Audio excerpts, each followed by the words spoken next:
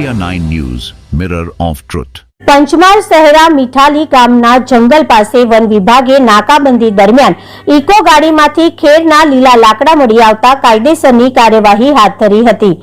One વિભાગે ખેરના લાકડા અને ઇકો ગાડી મળીને અંદાજિત 5 લાખનો મુદ્દામાલ કબજે લઈને વધુ તપાસના ચક્રો ગતિમાન કર્યા હતા।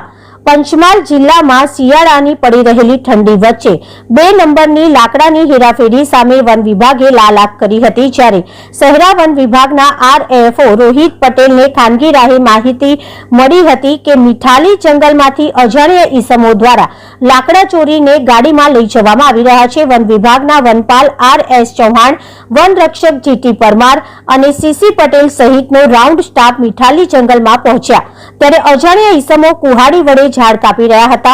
ખાંડિયા રાઉન્ડ સ્ટાફ દ્વારા વોચ ગોઠવીને ઇકો કારમાં લઈ જવાતા ખેરના તાજા લીલા લાકડા પકડી પાડીને ફોરેસ્ટ કચેરી ખાતે લાવીને જરૂરી તપાસ હાથ ધરી હતી। જોકે વન વિભાગે ઇકો ગાડીમાંથી મળી આવેલા ખેરના લાકડાને લઈને કડક કાર્યવાહી હાથ ધરી છે ને અંદાજિત ₹5 લાખની કિંમતનો ખેરના લાકડા અને ગાડી સહિતનો મુદ્દામાલ શ્રી સરકાર કબજે લઈને વધુ તપાસના ચક્રો ગતિમાન કરવામાં આવ્યા છે, સાથે જ કાયદેસરની કાર્યવાહી હાથ ધરાઈ હતી। અહેવાલ પ્રિતેશ દરજી, પંચમહાલ।